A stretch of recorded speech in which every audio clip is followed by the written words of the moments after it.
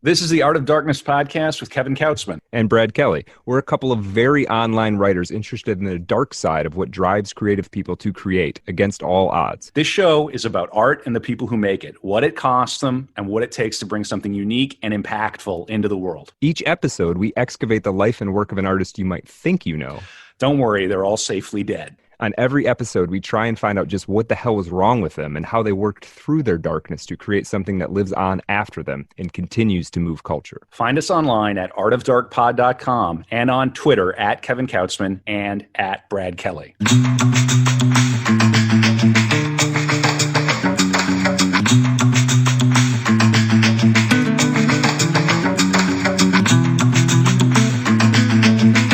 Okay, artofdarkpod.com, at artofdarkpod.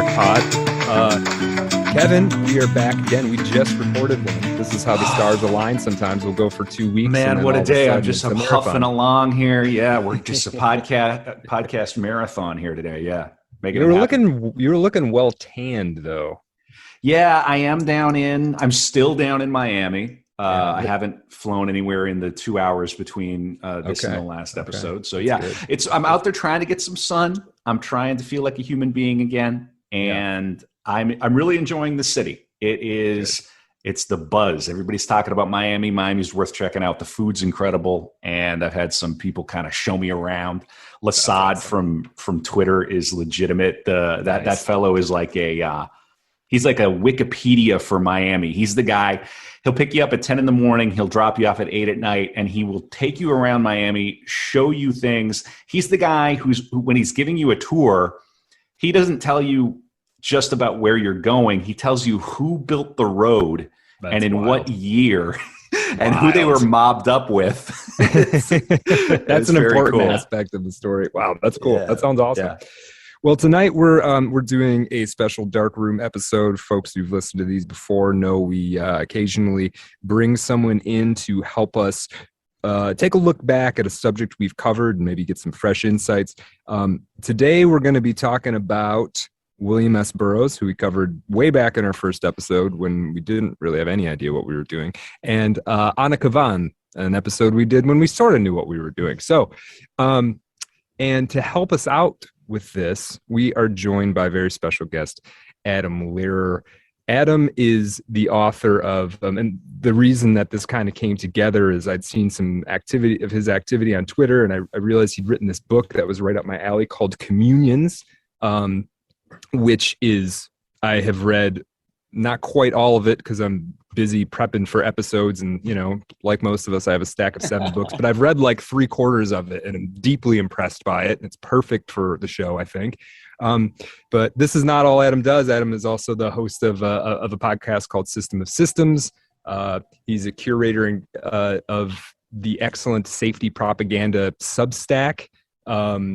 And actually just had a piece come out in Apocalypse Confidential, which yes, indeed. Yeah. So yeah, we had Blauergeist on not too long ago talking about Walt Disney. So that was kind of cool to see that little bit of a connection. Yeah, there. I saw I didn't get a chance to listen to the episode, but I'm definitely going to. I love Blauer. I think he's great. Yeah. He was awesome to have on. What else? This is the kind of the stuff I dug up on you in terms of what you got going on, Adam. What else would you say by way of introduction? Well, I guess I had a career as a visual artist for a while. Okay. And then sort of petered out. I just ran out of ideas, or just lost confidence in that kind of work. And then started writing while I was working a really crappy jobs as tour guides and editorial assistants and all these kinds of things, just as a thing to do late at night after long shifts. And I'd always written, but I think something kind of happened where I realized that I just got confident all of a sudden. I realized that I was perhaps very fucking good at this. I just did it. Yeah. I realized that I was very good. I realized that I was very good at this, and it sort of became my main thing. So then I was kind of shopping around criticism, to various places, all kinds really, art criticism mainly, because that was kind of the world I was steeped in, but also music criticism, literary criticism. Had some regular writing contracts, actually did a column for The Quietists on experimental noise music that got kind of, I mean, it was weird for like a split second, because to this day, I still get noise people sending me 7 inches wanting me to write about them. But interesting. But they fired me over, let's say, ideological differences in a very kind of now kind of infamous way. And then I lost a few other writing contracts in the midst of that. But then I wrote this essay where I kind of, it wasn't a revenge essay, but I guess it could kind of look like that I self-published on an old website that I used to use. It kind of had a huge renaissance. And then ever since then, I've just been able to commandeer my own projects in a way that I don't really need to publish elsewhere. Oh, that's awesome. And throughout all that is how the book contract came about. Yeah, and Communions, I'm not blowing smoke, man. It is quite a piece of work. I'm very impressed by it. But I don't want to try to describe what it is when I've got you here. Could you give us kind of, for people who might be interested, what is Communions? Communions is a series of like fragmented experimental text, fiction and non, but everything's sort of layered into one thing. It's neither fiction nor nonfiction. I had this idea for a long time, and I had kind of been working on it, as I said, during those days when I was, working late shifts. But I was playing around with this idea because I wanted to do an opioid addiction book, not just like any addiction book, like specifically opioid addiction. Not just because I was sort of interested in that as a subgenre, whether the aforementioned Burroughs or even more mass market stuff like Trainspotting. I just love that stuff. Yeah. But I didn't want to do like another kind of like Trainspotting, but set where I grew up in Cape Cod or something. I just thought that would have been trite. So I started writing these essays where I ended up just like fictionalizing or writing these stories really, where I would just start fictionalizing artists that I was obsessed with. And it became clear to me that, because I think pretty much everybody has fantasies or like thinks a lot about what the people whose work they love were actually like. Yeah, I mean, that's the genesis of this show, kind of. Yeah, so yeah, we're exactly right there with you. Yeah, there you go. So like the whole thing was just like a desire to get that fantasy space onto the page and create something resembling a novel out of it, all the while kind of, because some people are like, oh, I thought you were a critic, but the way I approach criticism is like very theory fictional anyways. Like I create like a fake, I create like a lexicon of terms and always sort of incorporate fictional elements. So I don't see any difference in the writing that I do, whether it's fiction, poetry, or criticism and essays. Like it all kind of folds into one practice. And this book was kind of the like cementation of that practice or something. Right on. Yeah. It's really something for anybody out there who's looking for, anybody who's, I think, into this show or anybody who's into some of the artists we talk about. Of course, some other artists that are in there. You've got a bit on ODB and Darby Crash. I can't remember who else. Anna Kavan and William S. Burroughs, who we're gonna sort of focus on, but not exclusively. Charlie Parker. Yeah. So that was the other cool. That was the other cool thing, because you could have just easily focused on just jazz musicians and Heroin, or just sort of classic rock figures in Heroin or whatever. Instead, you've kind of swimming through all of these, which is which is fascinating. Yeah, because heroin is the character. You know, it's right. like that both the antagonist and the protagonist, not necessarily the mediums these people work in. What I was looking for was like, what makes it so seductive as a drug? What it mainly, like, the main thing with all of this is it's kind of like encrypted autofiction, right? Like, it's me very much dealing with a part of my life that I haven't wanted to think about in a long time, but felt this kind of lingering need to exercise it. So it's about like opiates, like what role they fulfill for artists, but for basically everybody. Right. Yeah. No, and so we want to talk about the Burroughs and the Burroughs kind of bit in here. I shouldn't even say bit, because it's long enough and it's really well done. And you kind of, so I've been, there's a reason why the first episode of this show is about William S. Burroughs. He's a guy that I've taken on as an influence without even totally understanding why I'm influenced by him necessarily. And the one thing you have this bit, and it's an idea I kind of want to talk about here a little bit, that Burroughs was reflecting the time sense of heroin addiction in his writing at a syntactical level in a lot of ways. Yeah. And I thought that was a new insight for me. I've had a lot of friends and people I know who've been at various stages of opiate addiction, but never experienced it myself, kind of seen it from the outside. And so that was a new insight to me. So you see that, how do you see the whole cut up thing playing into that? Well, what really interests me about Burroughs, he is one of my favorite writers, so there's definitely like more than one thing that I find interesting. Yeah. But I've always been fascinated in this like way that his work sort of collapses temporality. Like he had a very like there's like the way that like a junkie understands time is almost like time exists in this like self-contained space where it's like totally disconnected from the rest of the timeline of your life. Like it's like you're in a circular holding pattern. Nothing, you know, and there's within that there's no real spiritual or emotional growth. So everything just becomes like a flatline construct.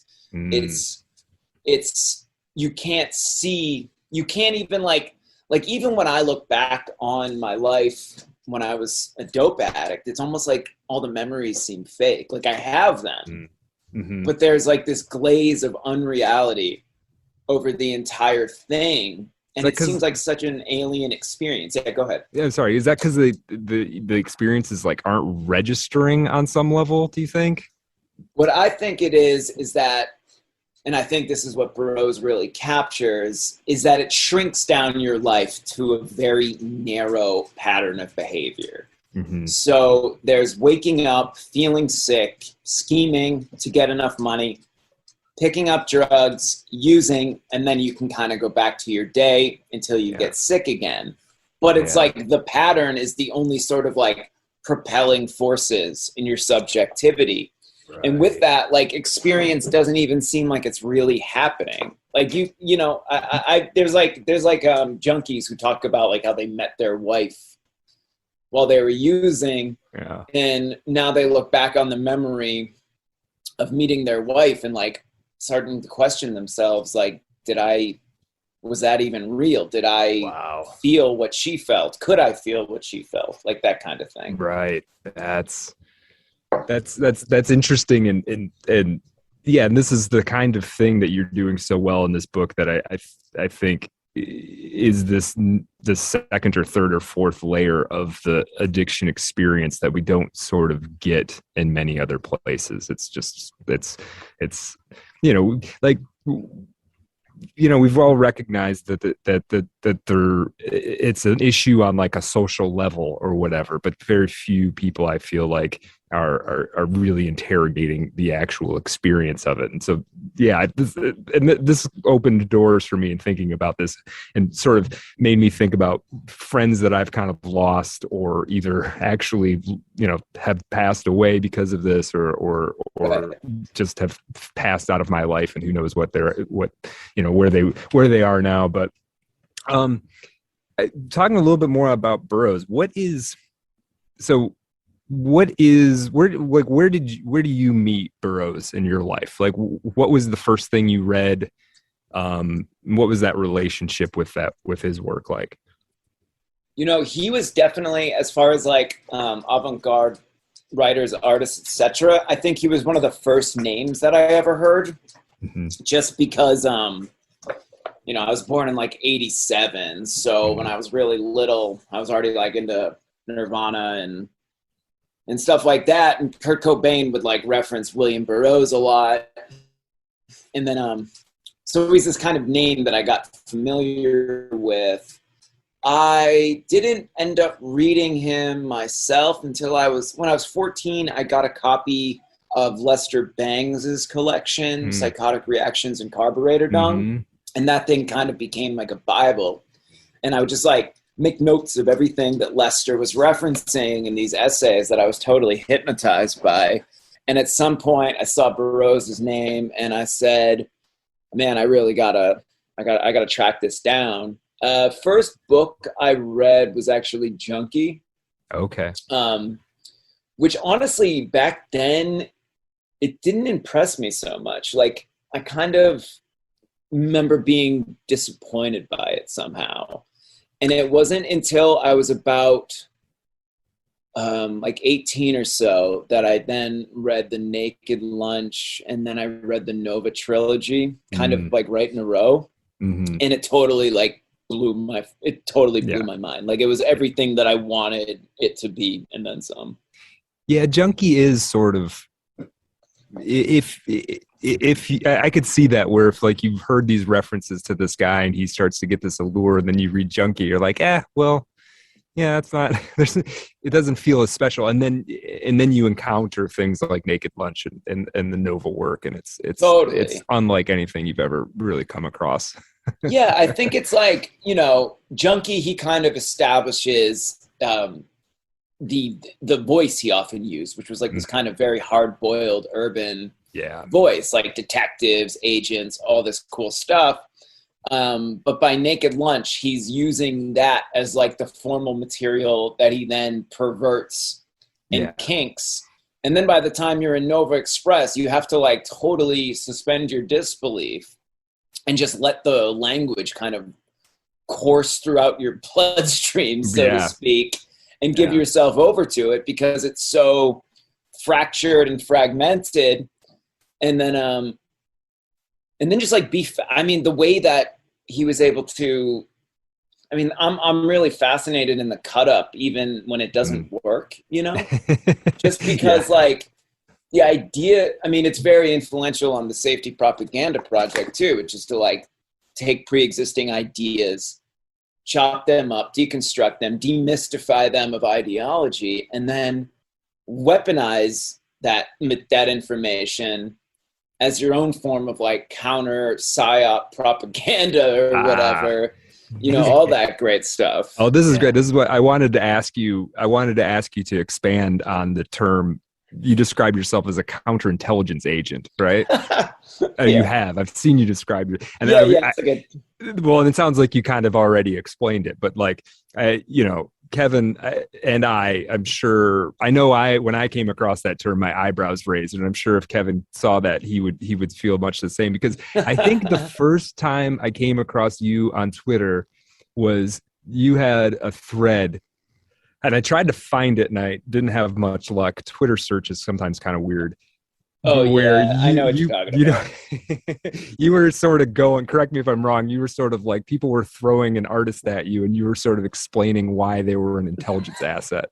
Yeah. Or like, a psyop to one degree or another. Right, that was pretty awesome because I was just like, because I'm like, I'm like really shadow banned on Twitter, you know, so it's like really hard to get the engagement that I used to. Yeah. So I was just thinking to myself, like, I wonder if I could bust the algorithm if I just throw this question out. And then like 4 days later, I'm still frantically responding to people asking about Stephen Malcolmus or like Flava Flav or whatever. Right. But like, my response to every single person was just like, yeah, that's a psyop. But like, not out of like any actual pre-existing knowledge, but just like to make the point that pretty much everything, every idea, every person, every artist can be weaponized to some ideological end. Oh no, I remember reading it and like for the first like 3 or 4, I was like, you know, I bought it. Like everything you said, I was like, yeah, that's exactly right. That must. And then eventually I was like, oh wait, come on. He doesn't like. Yeah, that's the best. Yeah. And then so I went and saw Tragedy of Macbeth yesterday, and then it made me think like, wait, are the Coen brothers a psyop? Probably. I mean, yeah, I think so.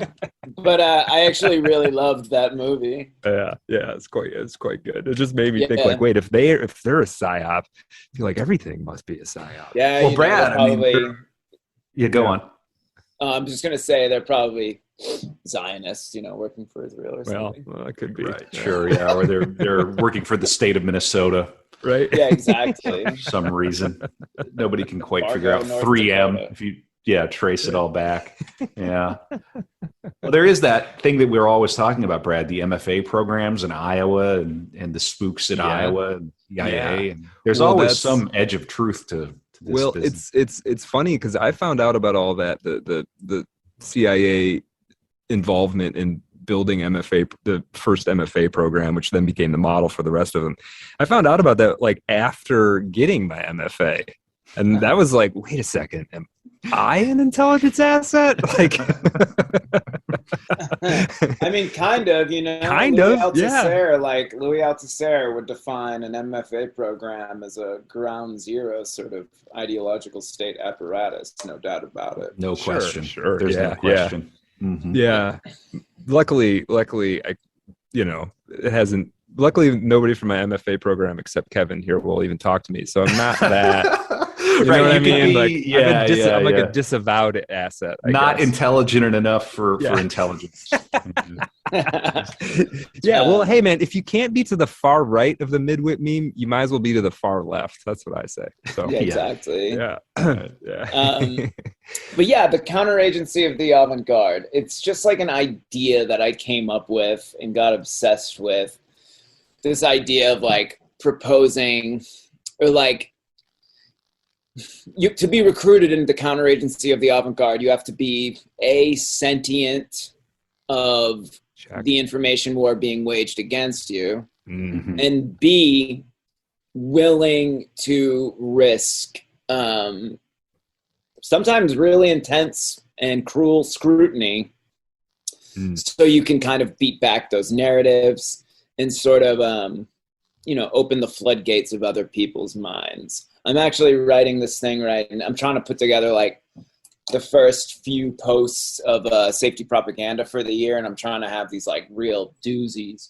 So one is going to be like a metafictional narrative about my recruitment into the quote-unquote counteragency of the avant-garde. Okay. The other one is the 200 bullet point safety propaganda conceptual manifesto, which is just like 200 things or ideas or people or historical events that somehow influence my thinking about this stuff.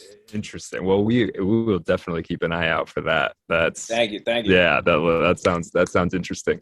One thing I wanted to ask you, talking about Burroughs more. Okay, well, first off, are you into the Cities of the Red Knight trilogy? Yes. Yeah. Okay. It's amazing stuff. Yeah, I am in awe of that whole series, and I feel like I rarely come across people who read it. I don't know if it's because it's not the cut up and it's not Naked Lunch, so who cares or what, but that felt to me like a refinement of the whole. Like he kind of evolved through cut up and was like, well, let's kind of take those concepts and ideas and the time sense and all of that, but then like let's make it so you can actually read it through without it being completely fragmented. Because I struggle with the Nova trilogy stuff in terms of like, why read one page over any other, sort of. It's a little discombobulating to me as a reader. Definitely. Yeah, it's like one step too far, and I feel like the Cities of the Red Knight was like the sweet spot for all of this approach. So. Yeah, it's like Cities of the Red Knight. I feel like him and Mailer corresponded a little bit throughout the 70s, and I feel like maybe Mailer, who I also really love, yeah, me too, had some kind of degree of influence on Burroughs, because Mailer too could create these like massive hallucinogenic stories that were still very legible and like very American in a way, like very easy to read and fun to read. Yeah. So I think like it's almost like Burroughs like let the Nova trilogy be these like self-contained hallucinatory works that are like very indicative of kind of like his late stage addiction. And it's almost like Cities of the Red Knight is his recovery novel, looking back on that madness and able to make some sense of it. Yeah, no, you hit the net. That was what I was going to ask, is what is the relationship between that sort of stylistic trajectory and the addictive. There's the one fascinating thing about Burroughs is like very few people, and you talk about this in your book, and I've thought about it before, very few people manage to stay addicted that long, right? Yeah. Without dropping out of it or dying or whatever, right? Right. Or burning out, yeah. Yeah, and so living that deep into it, whatever benefits and disadvantages exist in being addicted to junk, he had to have experienced both of them, right? If there is some creative advantage, Burroughs certainly found it. Yeah, I mean, I think with Burroughs, like, in the Barry Miles biography of him, which is really, really great and everybody should read. Right. There's like all sorts of talk about him hanging out with Kerouac and Ginsberg, and they always saw him as like this sage elder, like insanely smart, incredible conversationalist, but he wasn't actually producing much work yet. But he had this sort of like mystical dimension. And the way I really kind of reject the idea that like heroin especially is like a creative force, because it's so destructive. Like, it really just ruins lives to such an extreme degree. But I think like with someone like Burroughs, and also like Artaud, who also gets fictionalized in Communions, these guys were like very kind of naturally mystically inclined, almost like sorcerers or sages or druids. I love the word druid. Yeah. And, I think what heroin might have done for someone like them is that it's so corporeally, it's a very corporeal drug. Like it tethers you to your body. It's like the opposite of transcendent. So it allowed these guys with their heads always up in the sky, pondering big ticket items, so to speak, to come back down to reality, but still with this kind of outside, like it allowed them to be both present and outside all at the same time, which gave us these like incredibly rich perspectives on modernism and then postmodernism. Yeah. Okay. Yeah, I can see that. I could see that it sort of bringing you back down to earth in a certain way. Not as a recommendation that anybody else do this. But yeah, obviously. the moral of the story is always never do heroin. Right. That's right. one of the running. No, I mean, the thing is now you can't even like do heroin anymore. Like I talk about this sometimes. Like when I quit, you could still get like good, clean heroin, not to glamorize it, but now people are just dying left and right because it's all fentanyl, engineered. Yeah. Which it is a nightmare, right? I mean, it's well, Adam, just for full disclosure, I obviously I'm a playwright, right? And Artaud, I recommend everybody read the theater and its double, and we have yet to do the Artaud episode. Oh yeah, we'll get there. So you sound like somebody who might be possibly a good could help us out. Might be able to help us with that one. Yeah, I wanted to see your play. You have a new one out, right? Oh yeah. You can go to moderationplay.com. It's still up and online. But sometimes people will creep into my DMs and ask me about screenwriting or playwriting. And this happened recently. Somebody on the Bird website said, I have an idea for kind of a radio play type thing. What do you recommend? And I said, read some of Mamet's theory, read Three Uses of the Knife, read The Empty Space, Peter Brook, and then I always recommend The Theater and Its Double from Artaud. And of course, right now, Artaud's essay, The Theater and the Plague, is so apropos because he's writing about so much more than just theater when he's writing. Oh, absolutely. Yeah. So Artaud is an absolute genius and a freak and just a really exciting figure in literary history, I think. Well, it's going to be really fun when we do that episode, so we might knock on your door for a little Yeah, that would be great. I'll try and refrain from Artaud fanboying and save it for the next time. Yeah. Awesome. All right, my man. Well, the other thing is I have my father overdosed on an opioid when I was very young and died. So I have. Oh my God, I am so sorry to hear. No, it's fine. It's worth mentioning that. And this stuff, it really truly destroys lives. The thing that got my dad was a prescription opioid that never should have been on the market. It was something called propoxyphene. It was Darvocet, Eli Lilly. There were people warning the FDA and the other whatever organizations in the late 70s that this thing is not very effective at killing pain. It's highly addictive. And at the end of the bell curve, it'll just kill people if people take too much or if they mix it with alcohol. And they put it on the market anyway. And it stayed in the market for decades. And got my dad in 86. And then they only took it off the market in the UK in 2005, but then in the US in 2010. And it's like, when you read about this, and I'm not trying to hijack the episode, but I have to mention it. Absolutely. When you read about this, you just go, wait, so it's not very effective at killing pain. It's not even good at what it does. Highly addictive. And if you take more than you should, there's you're rolling the dice every single time, and they put that poison out on the market. So I'm an old school. I'm not a big science truster as a consequence. Yeah, Kevin, correct me if I'm wrong, but it sounds like you might be speaking ill of pharmaceutical companies. Big pharmaceutical companies. Oh, and of course, sorry, go ahead. Not at all. No, go ahead, Adam. Yeah. Well, yeah.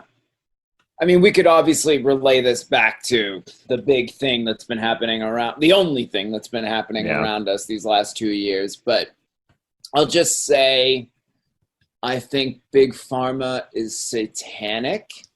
I think they own everything. And that's the only reason think of how delusional and psychotic the idea of, trust science, where science becomes this religious force and not a discussion and conversation and case studies and research and it's like imagine Albert Einstein being here's the theory of relativity. It's science. Sorry, you have to accept it now. Trust but I grew up smack dab. I was, in the middle of the opioid epidemic. I graduated high school in 2006, grew up on Cape Cod, Massachusetts, where it was raging. But at the time, no one was really acknowledging it, certainly not in the media. And people were already dying. I'll just say it like this, usually there's this typical trajectory of drug experimentation that I won't say healthy, but maybe is a little more normal. You try cannabis, maybe then you experiment with psychedelic drugs. You get to college and you do coke or ecstasy, whatever. Where I grew up, it was you do cannabis, and then the second thing I tried was OxyContin. Oh. Yeah. And even my doctor, a pediatrician and general practitioner in my town, you can Google this.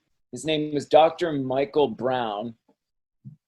in 2005, he was arrested. I remember driving by with his friends, and there were all these protesters of families who had lost their children to the opioid epidemic. And this guy ended up doing 10 years because at that point he was prescribing 1/3 of all the prescriptions for OxyContin in the state. And back then it seemed like justice. Now looking back on it, it really feels like he was just falling on his sword for a trend that was rampant amongst a lot of the medical community. Wow. Yeah, there's, a couple heads roll, but, there's a lot more out there. I think the word crisis is appropriate and at the same time a bit of gaslighting, because my dad dropped dead in 1986. It's a fixture of American life, and it has been for decades.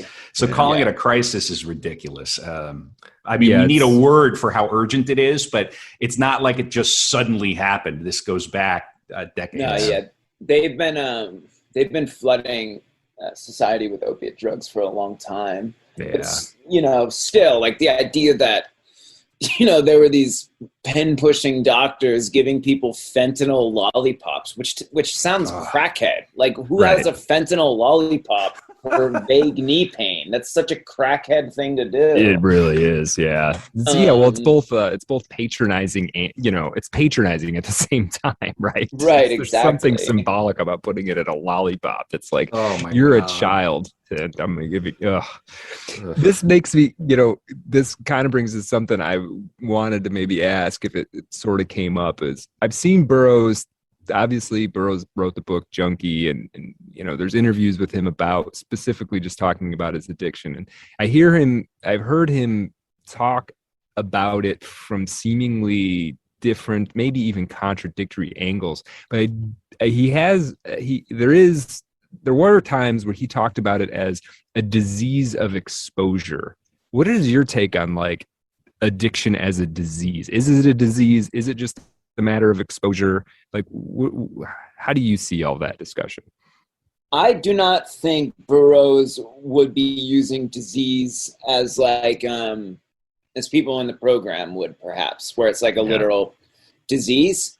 I would relate it back to his infamous quote, language is a virus. So if disease is an addiction of exposure, it's like an almost sort of pre-written conditioned response to modernism, where the world's changing so rapidly, you find yourself at the mercy of ideological power centers that are constantly brainwashing and shaping your behavior. Addiction becomes a kind of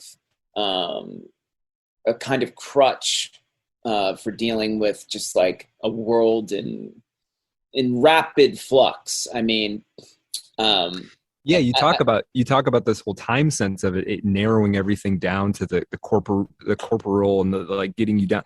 And when you're in a world of chaos, that may seem like a salve to all that chaos, right? Yeah, absolutely. I mean, think of it right now. Fentanyl just became the #1 killer of people from 18 to 45. Quadrupling COVID deaths as inflated as they already are, and doubling car crash deaths. Like, unreal stuff. So I mean, it does seem like it follows it. We just said that they're not so great at actually treating centralized pain. What they are very good at is just making things seem a little simpler, a little quieter. Right. And that's sort of like, if I had, I'll still take, the thing I still take sometimes is psychedelic drugs. And I took mushrooms once and I ended up in a really bad thought spiral thinking about addiction and opiates and like what it was that was so attractive about it to me, because I didn't have a particularly unhappy childhood. My parents weren't perfect, but they loved me, and that's a lot more than a lot of people get. Yeah. But I think I just had this, I've always just had a very loud, like, inner voice.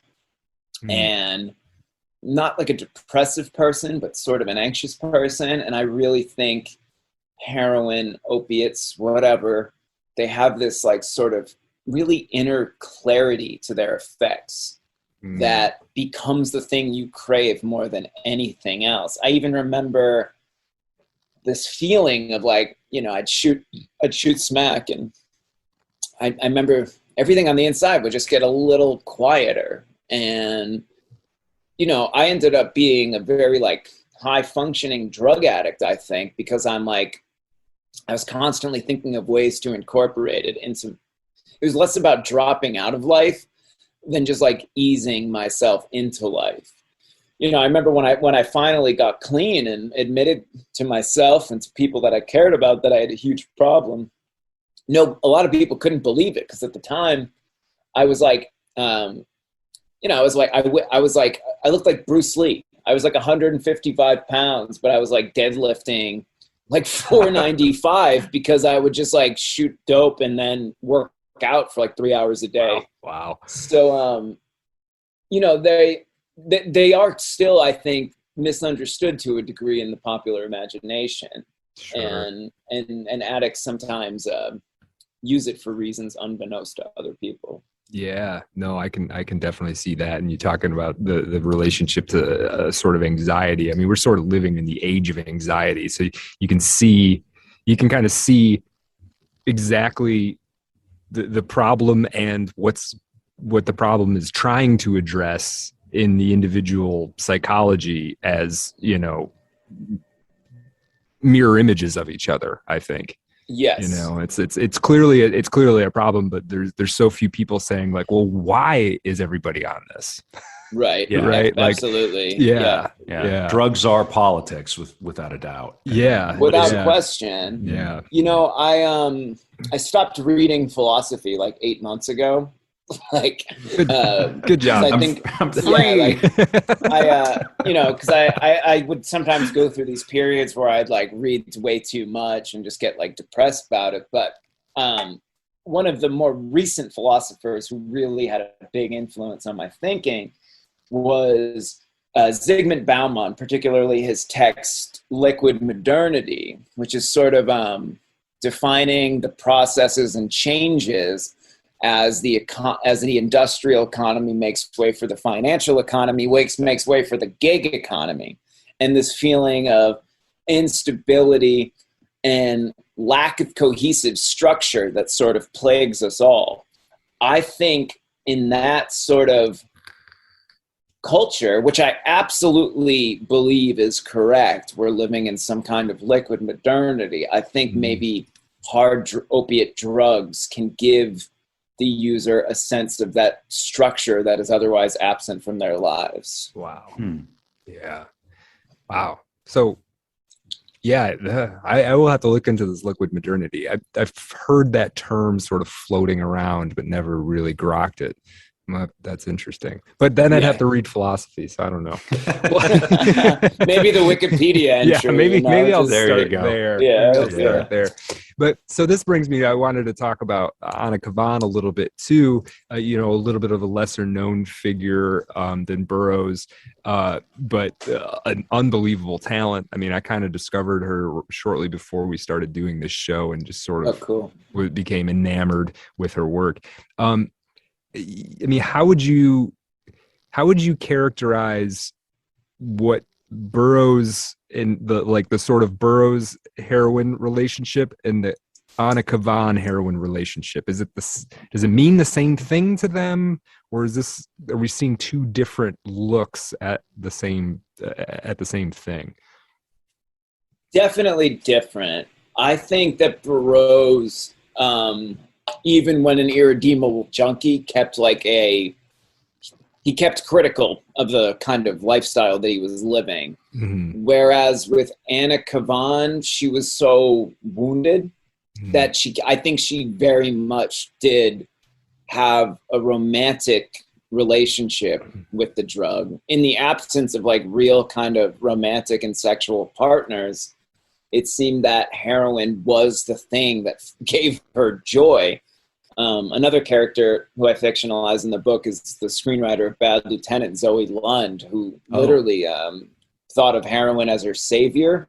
And I think Anna Kavan probably had a similar relationship with these drugs to that. And not to mention the fact she kept people around her that enabled her addiction to an extreme degree, and otherwise never really, unlike William S. Burroughs, she had a lot less experience, being holed up in Tangier without a drug source and having to kick and sweat it out. Yeah, so she never had to like delve into the underbelly, or at least not as much as Burroughs did.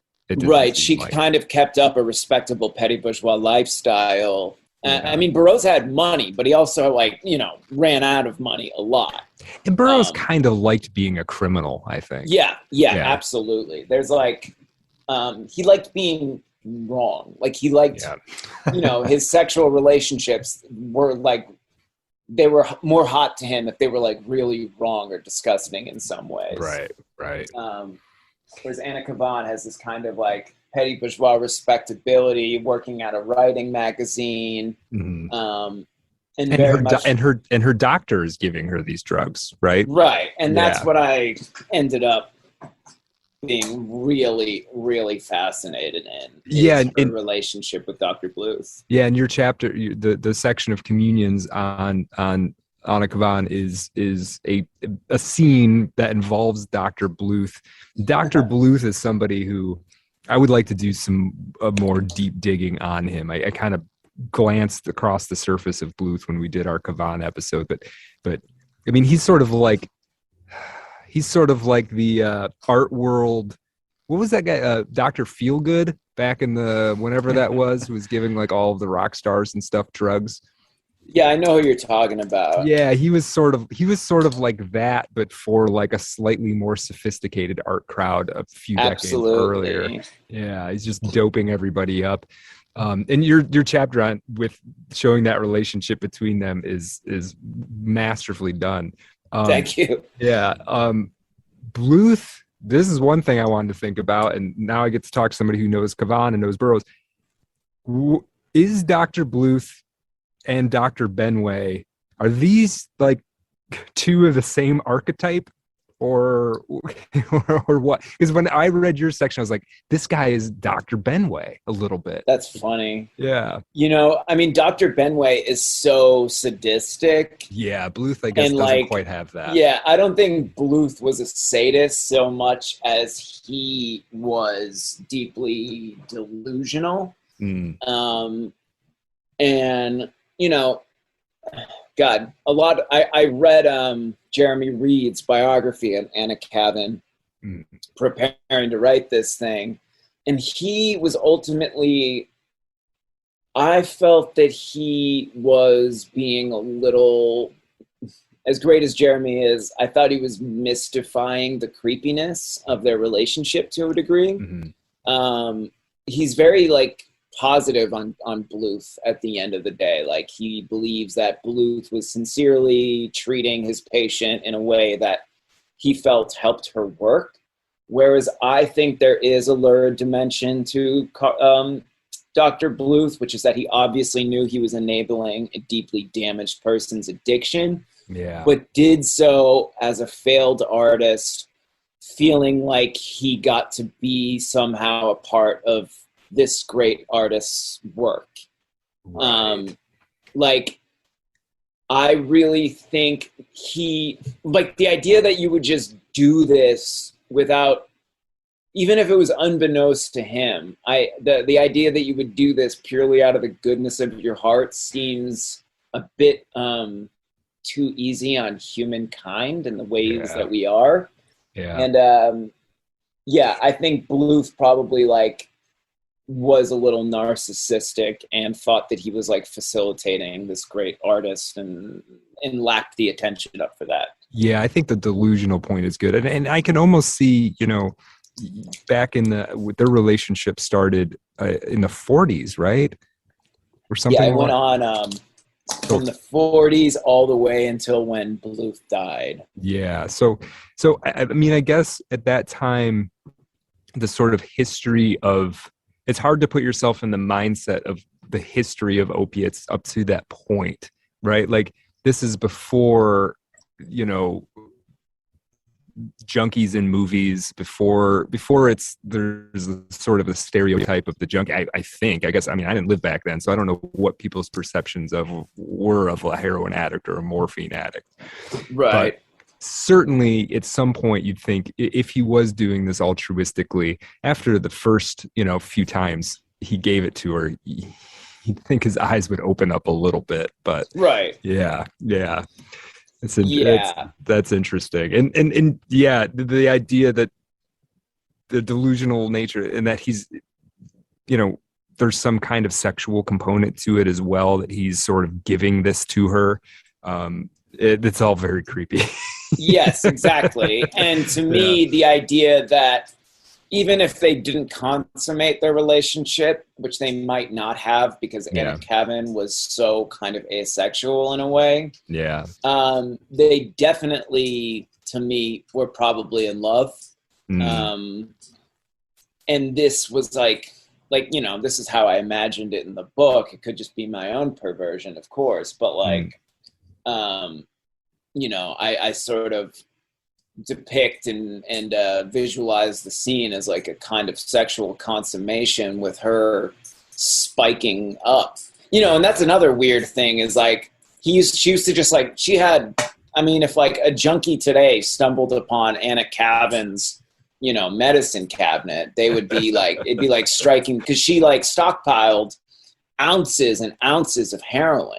Yeah, she was worried about running out, right? I mean, she was worried about Bluth dying and all that. Yeah, Bluth dying, and then there were legal regulations slowly being implemented all throughout her life. Right. But Bluth still showed up every day. Oh my God! To shoot her up and give her more. Also like amphetamines too. Wow. That's like a priest who makes house calls, and your book is called Communions, correct? Yes. It's like you have an elderly person who can't make it to mass, and you have these, not necessarily the priest, but you'll have people who will come and administer the host, the sacrament, to people door to door. It has that kind of a vibe, almost like a ceremonial process. Yeah. Absolutely. Yeah, and I think the perhaps cruel, perhaps interesting irony throughout all of this is that I think maybe she did need the drugs to actually work. And that I think ultimately the belief that Bluth had was that she was so sort of damaged and depressive that, you know, if they did make her feel better, if they did help her work, then whatever, then he was going to be okay with that. But, you know, there's no denying that the 30-year heroin habit can wreak all sorts of havoc on your body. And there's no way to, like, I'm not like trying to judge or whatever, but it's like, I think it's hard not to read some sort of bizarre, perverse, something wrong in there. There's something wrong in that dynamic that's very, very interesting to me, aesthetically and literarily. Yeah. One kind of last thing, and I think we can kind of wind down here, but I want to talk just briefly about Kavan's novel Ice, which again is something I kind of came to, I suppose, a little late. I mean, I read it in 2020 and was blown away by it. We just had a conversation with Hagulian about Franz Kafka. We'd done a previous episode about Franz Kafka, and we were talking about the way in which the work feels, Kafka's work feels allegorical, but kind of actually isn't. It's almost like a trick of the eye that it's allegorical. What do you think, Ice, in the novel Ice? Is there an allegory to be found in the phenomena of ice in the book? Is it, I've read, you know, what felt to me like very surface level interpretations that, the whole ice thing in the novel Ice is Anna Kavan talking about her addiction. Like, what do you think of that? I think there's like I mean, she was such a drug addict, like that there's no way that she wasn't writing about drugs to a degree, even if she claims that she wasn't. To me, I read, because it's like, I mean, you know, just like in terms of sheer plot, it's very obviously not about drugs, right? Right. But like Ice itself, it reminds me of what I was talking about before with Burroughs and this sort of temporal loop of addiction. She's frozen in place. She was this kind of broken, damaged woman, shattered by this traumatic relationship with her mother, shattered from this violent first marriage that she was forced into. And then she starts using heroin forever. Right. And I think you can kind of read this image of Ice as just like life being frozen in place. Like she was just trapped, not trapped, but choosing to live inside this sort of frozen existence with minimal degrees of growth or spiritual awareness. You know, it's like just this glaze of sameness, of singularity that coursed throughout her entire life. Yeah, and I guess if life has beaten you up enough, and it did beat up Anna Kavan for sure, you can see the appeal of like, I just want to do something so nothing changes anymore. Like, I just want everything to freeze into a block of ice and live in that. I mean, I can understand why I can be sympathetic for why a person would want that, I suppose. Yeah. You know, Brad, we need to do an episode about a famous clown or comedian or something after it's called Kafka. Art of Dark. It's called Art of Darkness, Kevin. All right, we talked about Lucille Ball and Desi Arnaz last time. So that was nice. That was a little lighter. Yeah. Well, I think we need to get on to the Patreon, and I want to hear what you have for us there, Brad. But first, I want to say, Adam, thank you. This was very illuminating, and we're going to do another 20 or 30 minutes. So I'm grateful for your time. And look, I think maybe we might chat with you about the Artaud episode when that comes around. I think you'd be potentially like a great wingman for that if you're game in the future. Oh, absolutely. That would be awesome. And cool. This was a blast, guys. Thank you so much for having me on. Yeah. Give your plugs, Adam. Where can people find you? What to look out for, all that. Sure. You can find my Substack project at safetypropaganda.substack.com. And we also have a store for the zines and books I'm putting out these days called safetypropaganda.store. System of Systems, the podcast that I host with a rotating set of my homies, is systemofsystems.patreon.com. Excellent. Right. Thank you so much. And in the After Dark, when we come back, we're going to talk about Burroughs and the intelligence community. Hell yeah. Yeah. All right. All right. Look forward to that. Follow us up. What is it, Kevin? artofdarkpod.com/Patreon. Is that right? I think you can go to patreon.com/artofdarkpod. You can find us on the... I put my slash in the wrong spot. Yeah. You're all right. Yeah. You've been shooting up, Brad. You've been, I hope not. The moral of the story, kids, is never do heroin. Never do heroin. Stay away. Not good. Yeah. Drugs are bad, okay? Yeah, not good. All right, we'll be back.